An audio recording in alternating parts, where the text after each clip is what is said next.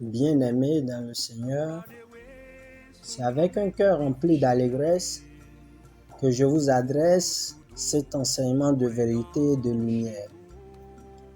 J'implore la miséricorde, la compassion et la bonté du Tout-Puissant, afin que cette parole apporte un changement radical dans notre perception de l'amour infini de Dieu.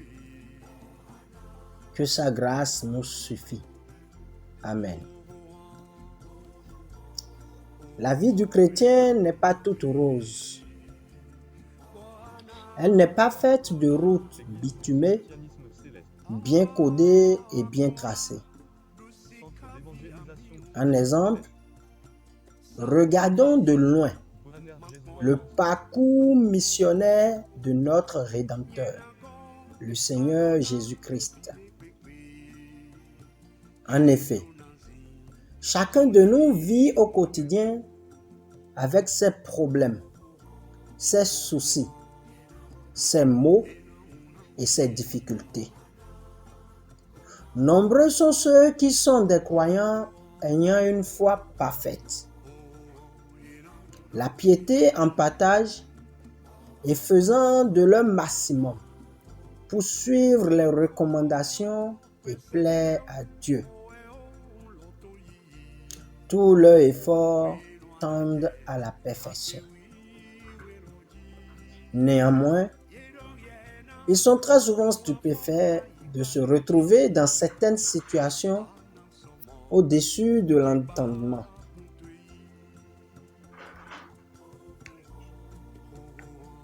Le voici bon chrétien, né et éduqué dans la foi chrétienne, physiquement bien portant, avec un statut d'homme bien bâti, ayant de grands diplômes dans les grandes écoles d'Europe et d'Amérique. En somme, un avenir bien tracé. Mais resté chômeur tout le temps, sans emploi et vivant toujours sous le toit de ses parents, malgré sa détermination à trouver un travail, soit faisant de petits jobs à temps partiel, n'ayant aucune relation avec sa formation initiale ou assumant des intérims ou des vacations périodiquement. Toutes les procédures de recrutement sont restées sans suite, inachevées ou ont été recalées malgré les compétences et aptitudes appréciées et louées. Un échec professionnel total. L'autre aussi, fils de chrétien, membre actif du corps du Christ, enfant modèle aux yeux de tous, docile, bien éduqué et poli, ennemi de la paresse, avec un emploi stable et bien rémunéré, doté d'une grande intelligence, de la connaissance, de la sagesse à la mesure de l'homme, beau et sain, grand sportif et fils d'une famille modeste. Mais à l'âge de se marier, n'a pas pu rencontrer l'âme sœur, la femme parfaite. Celle-là avec un engagement sérieux et sincère. Malgré sa patience, son calme, sa douceur, ses prières et ses requêtes, toutes ces relations finissent à queue de poisson. Ô Seigneur, il est allé jusqu'à souhaiter rencontrer des femmes d'autres croyances en vain. Soit il est cocu ou délaissé sans raison.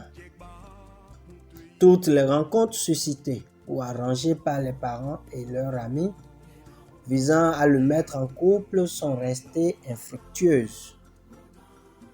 Ses recherches sur les nouvelles technologies de l'information, spécifiquement sur Internet, et l'assistance des agences matrimoniales sont toutes couronnées d'échecs. Oui, un vrai échec. Bientôt la quarantaine et sans petit ami, sans fiancé ni femme. Aucune possibilité de fonder une famille parfaite n'est perçue à l'horizon malgré ses efforts et sa disponibilité. Échec sentimental total. La voici, Dorcas. Femme soumise, soucieuse du bien-être de son mari. Femme chaste jusqu'au mariage, serviable, écoutant la parole sainte et marchant selon ses prescriptions. Active au sein de la communauté, appréciée de tout et présente à toutes les activités religieuses. Impliquée dans sa vie de couple et lisant la Bible pour la parfaire. Avec un emploi modeste, elle s'habille de la façon la plus décente pour une femme mariée. Une femme de prière est disponible. Elle est à l'écoute de son mari, physiquement apte à procréer, avec une aisance maternelle et éducationnelle pour sa progéniture déjà remarquée. Femme entière, complète et parfaite. Mais elle n'a jamais eu la chance de connaître un homme qui lui équivaut. Un véritable désastre conjugal, où elle n'a souri que le jour du mariage. Le reste, des nuits de pleurs à ne point finir. Une vie conjugale de terreur faite de menaces, d'injonctions, d'infidélité, de coups, d'insultes, de dépravation et de vices de la part du mari, n'offrant aucune garantie de meilleur avenir pour les enfants et le foyer. Le couple est devenu la risée du quartier et les enfants vivent la terreur permanemment. Partir ou rester, au risque de perdre sa vie et de laisser ses enfants orphelins. Ou qui voudrait d'une femme divorcée avec ses enfants? Cela s'amplifiait à mesure que les anciens et dignitaires de la communauté s'y impliquaient. Dois-je vivre cela toute ma vie? Quel a été mon péché pour mériter ce sort? Un véritable échec conjugal. J'ai la crainte de Dieu. Je suis un enfant de pauvre, d'une mère ménagère et d'un père polygame, ne se souciant pas de l'éducation de l'enfant, et décédé malheureusement prématurément.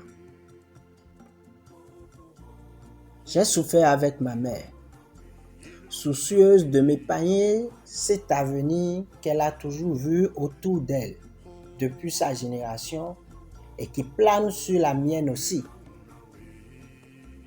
Maman m'a appris 2 choses. Le travail et la crainte de Dieu. Une vie entre mes études et la communauté chrétienne, où je suis sous tutelle des différents pasteurs et hommes de Dieu en fonction.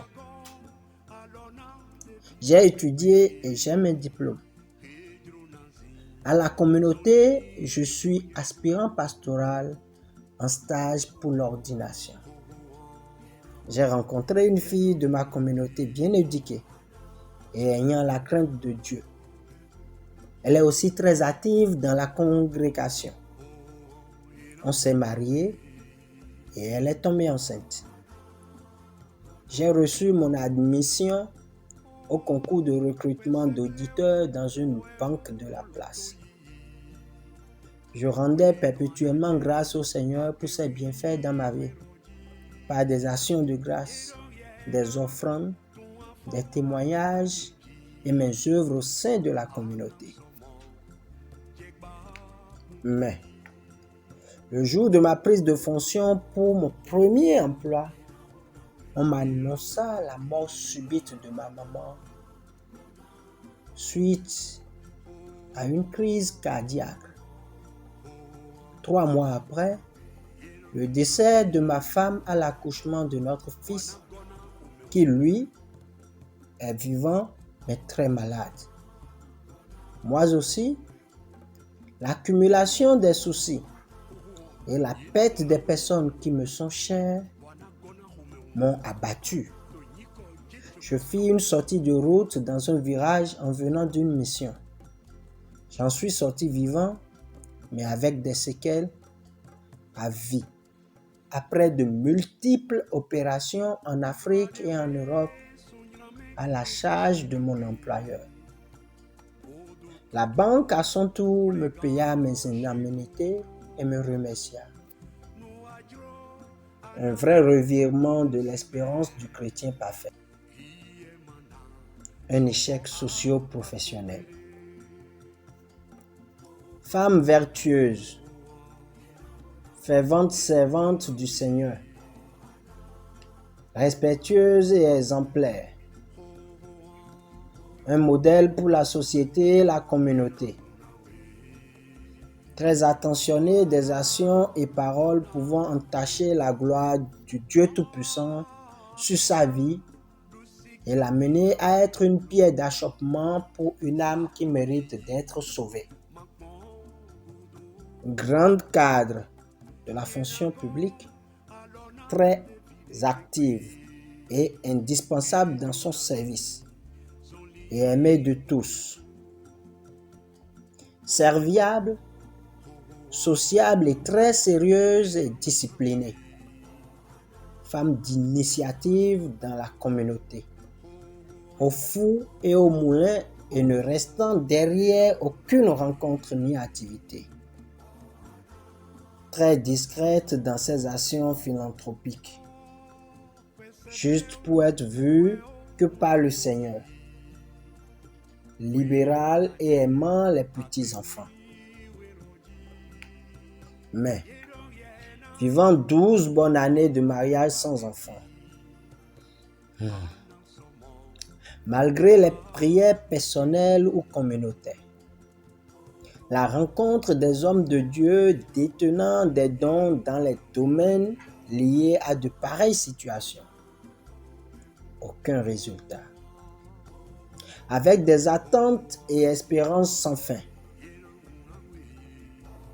Dans le domaine de la gynécologie et de l'obstétrique, elle a rencontré une vingtaine de spécialistes de par le monde, fait de centaines d'examens et de nombreux traitements sans succès.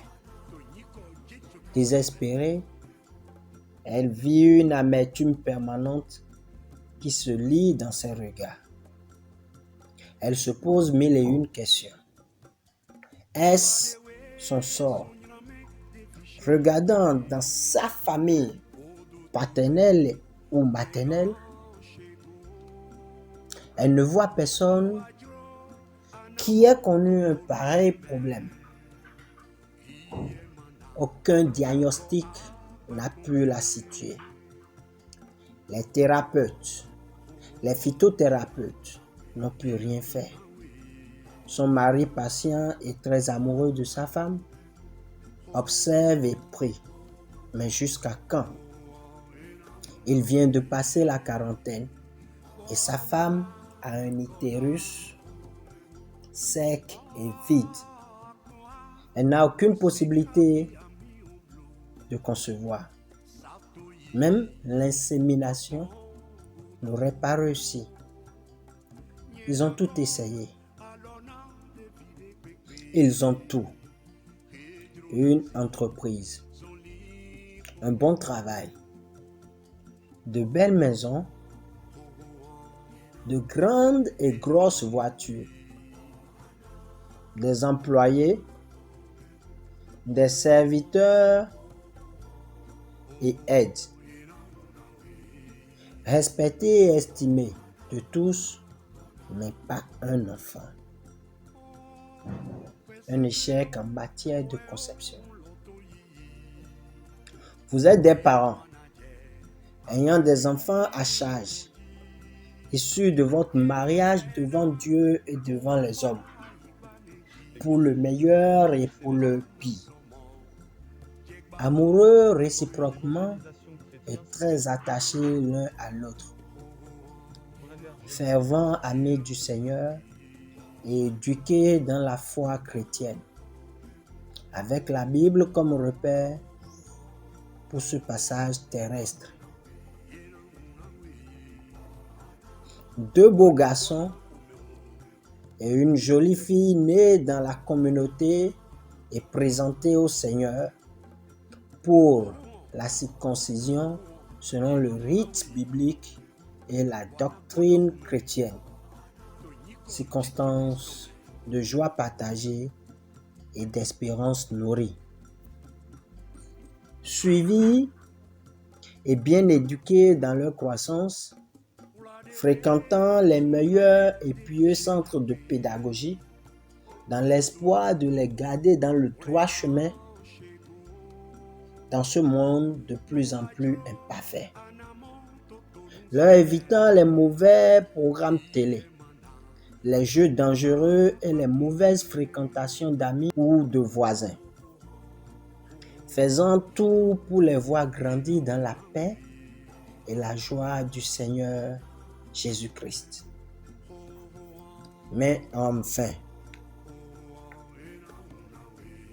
malgré l'attention et la disponibilité de leur mère, l'amour de leur père, ces enfants sont restés rebelles, têtus, inintelligents et athées, se donnant allègrement au vice, ne lisant jamais la Bible et n'allant jamais au culte, n'écoutant les conseils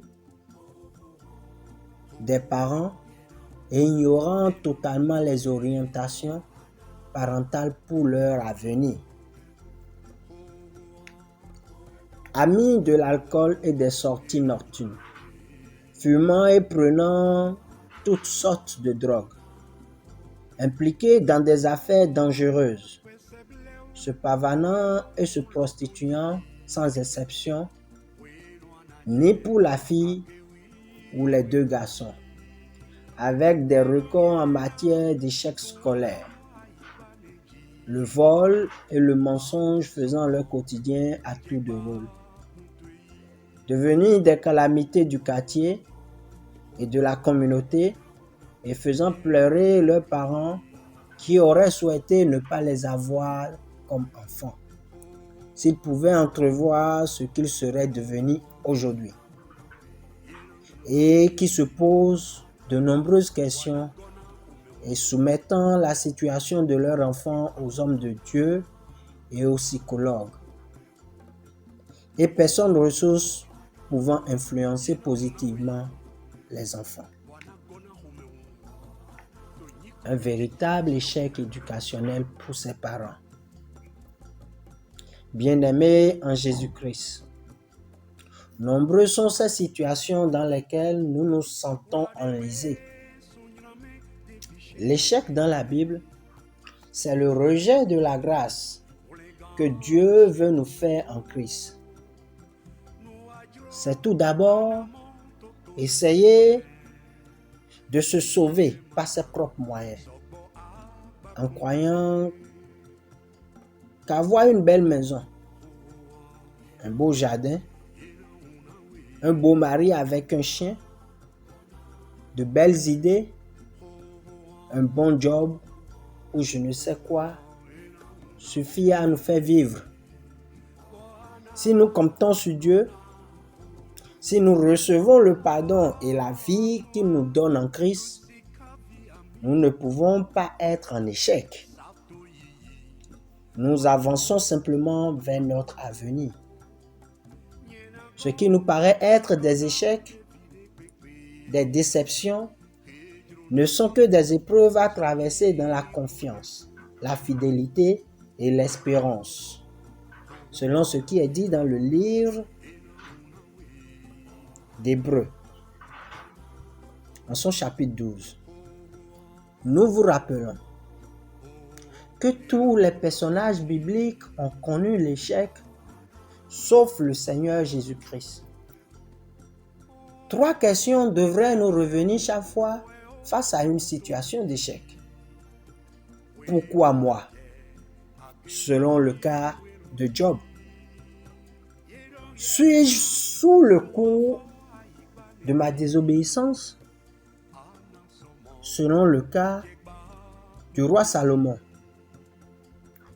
Quelle place ai-je accordée à la foi dans ma relation avec Dieu et le Christ? Le cas d'Abraham. Cette étude sera en 3 parties. Et cette vidéo que nous faisons aujourd'hui abordera la première partie. Pourquoi moi? Le cas de Job.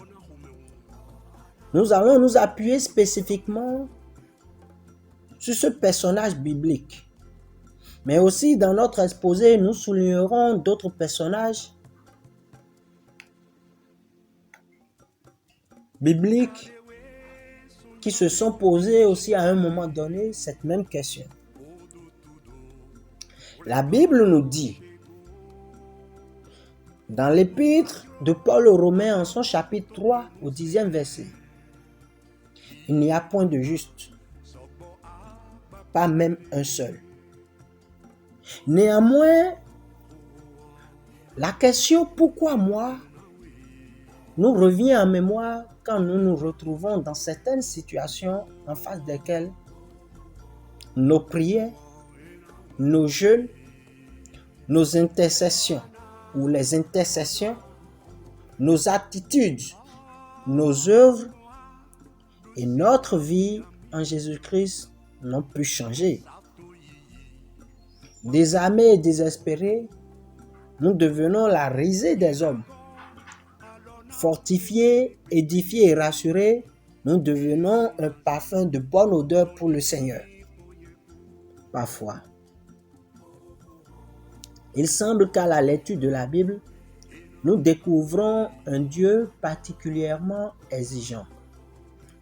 En regardant les Écritures de plus près, nous verrons que Jésus est intransigeant sur certains sujets, malgré tout l'amour qu'il nous témoigne et son pardon qui semble inépuisable.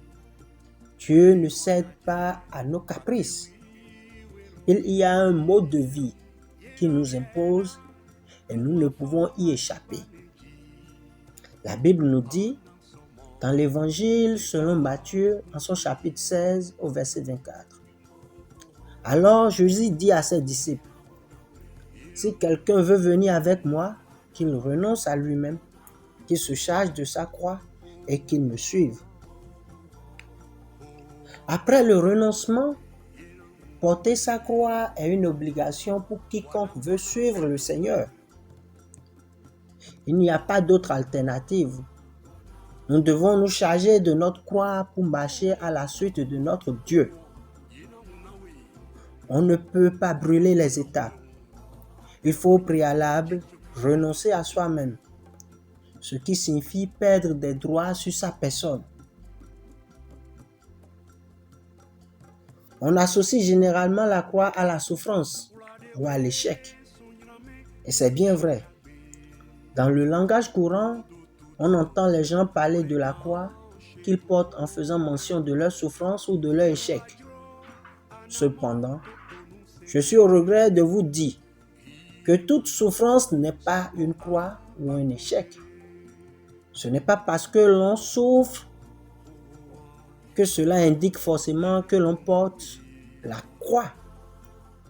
Ce n'est pas non plus le poids de la souffrance ou de l'échec qui la transforme en croix.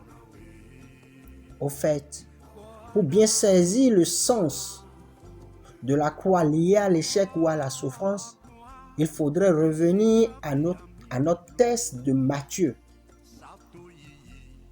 On a dit précédemment qu'il y a des étapes à franchir pour progresser avec le Seigneur.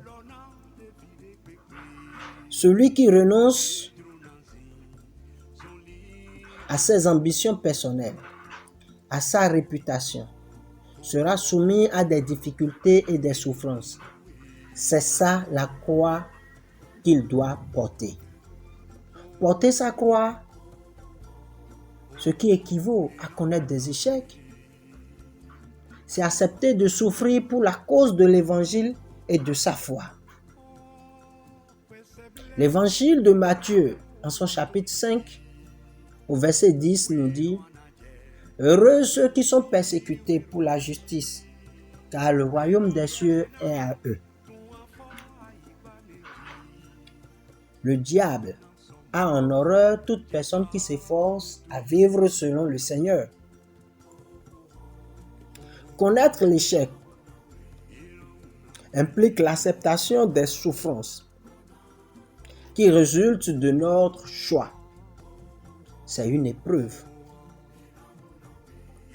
Et ce type d'échec est appelé échec-épreuve. Porter sa croix. Certains souffrent à cause de leur mauvais choix. Certains souffrent à cause de leur mauvais choix, de leur manque de vigilance, ou tout simplement à cause de leur désobéissance. Aucunement, cette souffrance ne peut s'identifier à l'échec-épreuve, qui est l'échec qui nous amène à porter notre croix. Luc 14, en son verset 26, dit « Si quelqu'un vient à moi, et s'il ne hait pas son père, sa mère, sa femme, ses enfants, ses frères et sœurs, et même sa propre vie, ne peut être mon disciple. » D'après cette parole du Seigneur Jésus-Christ, il y a une souffrance dans l'engagement chrétien. Dieu ne nous demande pas d'avoir de la haine pour les membres de notre famille. Dieu ne nous demande pas d'avoir de la haine pour les membres de notre famille lorsque nous venons à lui. Ce passage signifie simplement que nous devons donner la priorité à Jésus dans notre relation avec ceux que nous aimons. Cela peut engendrer parfois des incompréhensions ou des déchirements pour celui qui veut marcher sur les traces du Maître. Mais c'est le lot de celui qui veut vraiment suivre les traces de Jésus. Ainsi donc, la question du pourquoi moi revient encore et ressort selon ce qui est écrit. Alléluia. Dans le livre du Deutéronome, en son chapitre 8, du 2e au 4e verset, qui dit « Tu te souviendras de tout le chemin par lequel ton Dieu t'a fait marcher pendant ces 40 années dans le désert, afin de t'humilier et de t'éprouver, pour connaître les sentiments de ton cœur, si tu garderas ou non ses commandements. Il t'a humilié, il t'a fait avoir faim, il t'a nourri de la manne que tu ne connaissais pas et que n'avaient pas connu tes pères, afin de t'apprendre que l'homme ne vit pas que du pain seulement, mais que l'homme vit de tout ce qui sort de la bouche de Dieu. Ton vêtement ne s'est pas usé sur toi et ton pied ne s'est pas enflé pendant ces 40 années. Certains échecs viennent à nous pour nous apprendre à vivre selon le Christ. Vivre selon le Christ ne nous épargne pas des souffrances, mais nous en délivre. Ce passage vient soutenir le principe de la cause à effet liant le renoncement et le port de la croix, ou tout simplement le renoncement et la connaissance des échecs et épreuves. En effet, certains échecs viennent à nous pour nous apprendre à vivre selon le Christ. Vivre selon le Christ ne nous épargne pas des souffrances, mais nous en délivre. Selon qu'il est dit dans le livre des Psaumes, en son chapitre 34 au 19e verset, « Le malheur atteint souvent le juste, mais l'Éternel en délivre toujours. » Chaque chrétien a ses échecs à vivre et à surmonter par le mécanisme de la foi.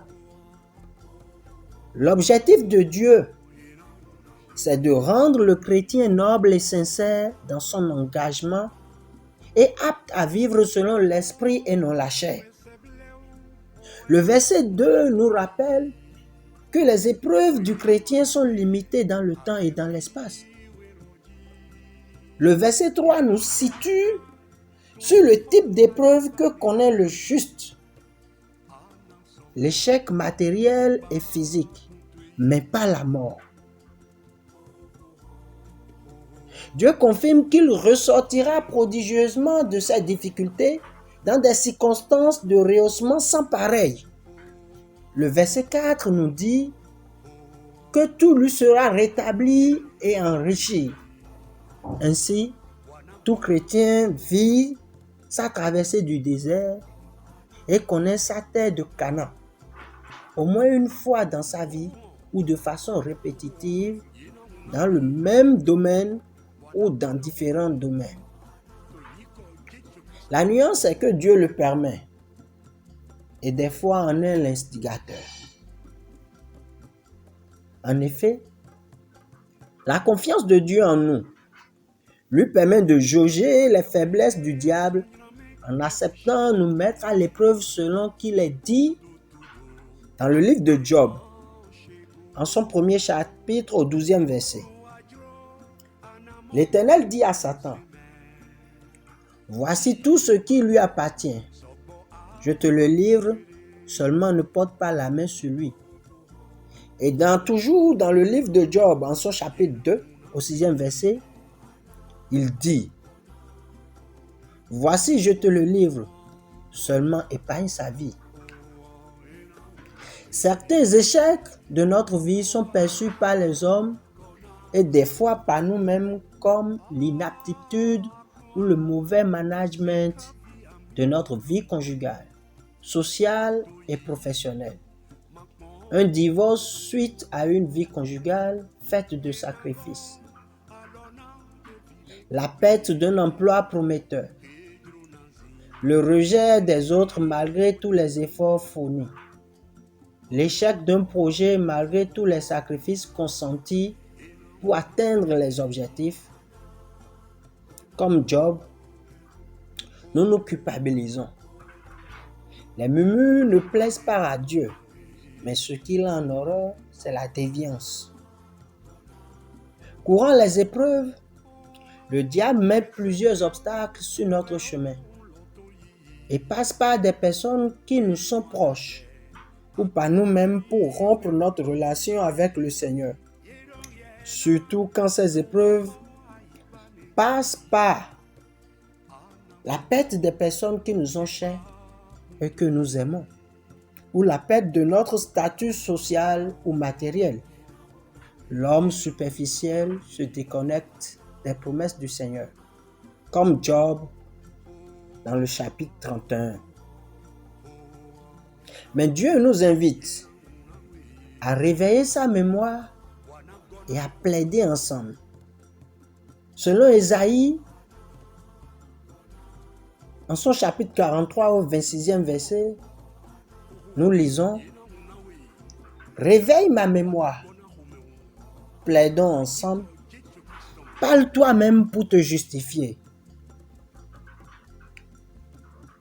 Si malgré les épreuves, nous restons fermes et sincères dans notre foi en Christ, en ne déviant pas, ni à gauche, ni à droite pour suivre d'autres voies, autres que celles du Dieu vivant, l'Éternel finit toujours par nous retourner dans ses bonnes grâces qu'on aurait pleinement méritées, puisque justifiés par notre foi, comme il est dit. Dans le livre des Psaumes, en son chapitre 37, du 23e au 24e verset, l'Éternel a fermé les pas de l'homme et il prend plaisir à sa voix.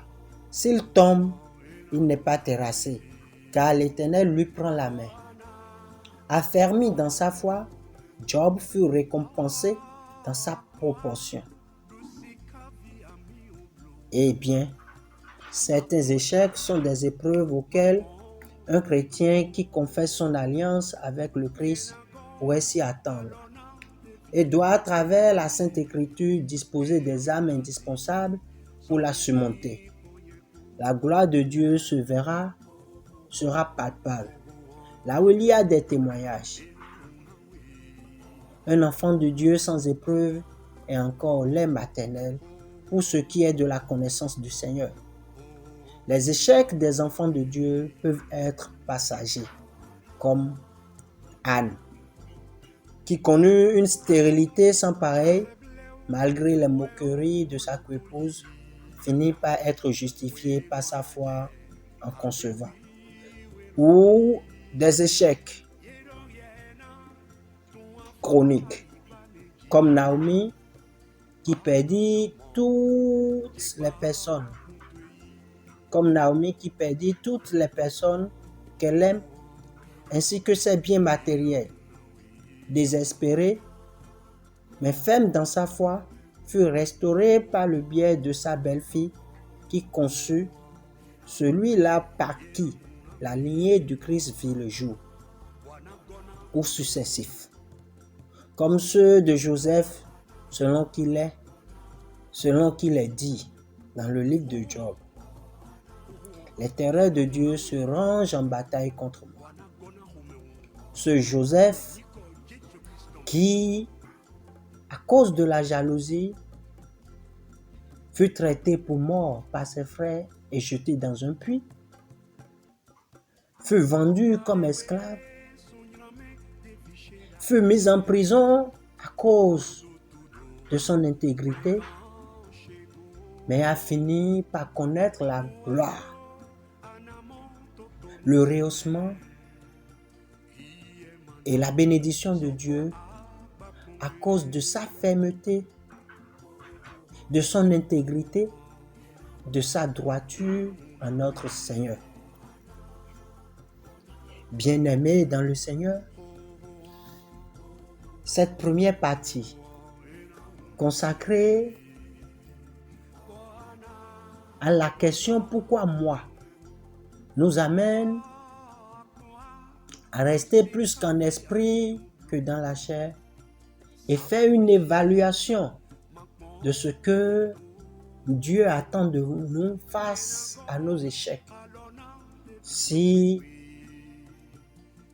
nous pouvons témoigner de notre foi en notre Seigneur Jésus-Christ. Et Dieu nous informe et nous réitère sa fidélité de nous soutenir quelles que soient les épreuves que nous connaissons malgré notre fidélité, notre intégrité, notre droiture.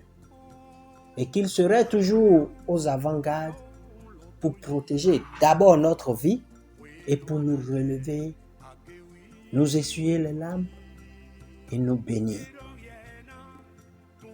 La deuxième partie qui sera consacrée à nos actes, à nos paroles, à nos actions qui suscitent des malédictions sur nous. La deuxième partie sera consacrée sur la question de suis-je sous le coup de ma désobéissance, qui n'est rien d'autre que la conséquence de nos actions, de nos paroles et de nos pensées, qui retombe sur nous sous forme d'échec, sera publié bientôt et nous partirons du cas du roi Salomon, qui est un homme qui a été béni depuis le ventre maternel, qui a connu la gloire terrestre, qui a eu droit à la sagesse, à la connaissance et à l'intelligence, mais à un moment donné s'est déconnecté de son Dieu protecteur à travers des actions, des paroles et ses pensées. Que Dieu nous protège et nous assiste. Que la grâce qui accompagne cet enseignement pleuve en abondance sur tout un chacun de nous. C'était le prophète Makondeo Ledemè Roland, serviteur de Dieu consacré, qui intervient sous l'égide de l'Esprit Saint avec une forte collaboration du Centre d'évangélisation chrétien céleste et du site de voyance et d'interprétation de rêves ONGsvoyance.com. Soyez bénis.